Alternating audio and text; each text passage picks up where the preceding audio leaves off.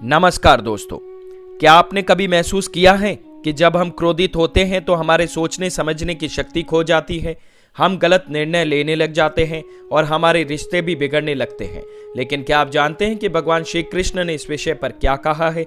आज हम श्रीमद् भागवतम के दूसरे अध्याय के 63वें श्लोक को विस्तार से समझेंगे। आइए पहले जान लेते हैं क्या है ये श्लोक और इसका अर्थ क्या है।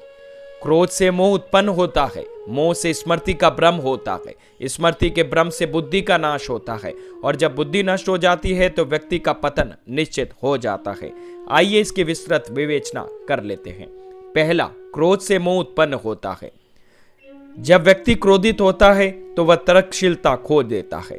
क्रोध उसे सत्य से भटका देता है और वह मोह के जाल में फंस जाता है। उदाहरण के लिए, एक व्यक्ति ऑफिस में बॉस से बहस कर लेता है, फिर उसी क्रोध में आकर घर पर परिवार वालों से भी झगड़ा करता है। दूसरा, मोह से स्मृति भ्रमित हो जाती है।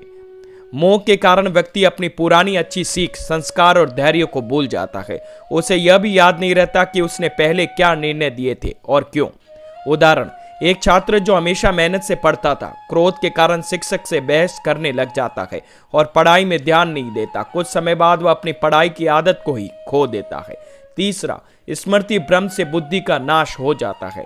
जब व्यक्ति अपने अनुभव और सीख को भूल जाता है तो उसके निर्णय लेने की क्षमता स्वतः ही समाप्त हो जाती है। वह सही और गलत में निर्णय नहीं कर पाता। उदाहरण के लिए, एक सफल व्यवसायी जिसे वर्षों का अनुभव है, क्रोध के प्रभाव में आकर गलत निवेश करता है और आर्थिक संकट में फंस जाता है। चौथा, बुद्धि के नष्ट होने से व्यक्ति का विनाश हो जाता है। अब जब विवेक ही नष्ट हो गया तो व्यक्ति का पतन निश्चित है। उसके जीवन में अंधकार आ जाता है और वह गलत राह पर चलने लग जाता है। उदाहरण के लिए, एक युवक गुस्से में आकर किसी से लड़ाई कर बैठता है और कानूनी समस्याओं में फंस जाता है, जिससे उसका पूरा भविष्य बर्बाद हो जाता है। अब यह सवाल उठता है कि हम उस ज्ञान को अपने जीवन में कैसे लागू कर सकते हैं। आइए जानते हैं कुछ महत्वपूर्ण बातें। क्रोध पर नियंत्रण कैसे करें? गहरी सांस लें और तुरंत प्रतिक्रिया ना दें। स्वयं को शांत करने के लिए 5 सेकंड तक रुके। सकारात्मक सोच अपनाएं और धैर्य बनाए रखें। क्रोध की स्थिति में ओम शांति शांति शांति मंत्र का जाप करें। स्वयं की बुद्धि को मजबूत करें। अध्यात्म और गीता के ज्ञान को अपने जीवन में अपनाएं। ध्यान करें और आत्मचिंतन करें। हर निर्णय लेने से पहले यह सोचें, क्या यह निर्णय मुझे आगे ले जाएगा या पीछे धकेल देगा। छोटी छोटी बातों पर गुस्सा करने के बजाय संयम और धैर्य रखें। अच्छी संगति में रहें और सकारात्मक विचारों को अपनाएं। अब मैं आपको एक छोटी सी कहानी सुनाता हूँ। एक बार की बात है, एक राजा ने अपने मंत्री से गुस्से में कहा कि वह उसे राजमहल से निकाल देगा। मंत्री शांत रहा और विनम्रता से बोला, महाराज, मैं आपके आदेश को स्वीकार करता हूं, पर मैं ये जानना चाहता हूं कि निर्णय आपके क्रोध का परिणाम है, न कि आपकी बुद्धि का।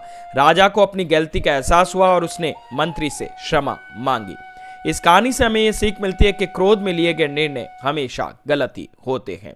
भगवान श्री कृष्ण हमें सिखाते हैं कि जीवन में क्रोध को नियंत्रण में रखना ही सच्चा ज्ञान है। जब हम अपनी बुद्धि को जागरूक रखते हैं तो हम सही निर्णय ले सकते हैं और अपने जीवन को सफल बना सकते हैं।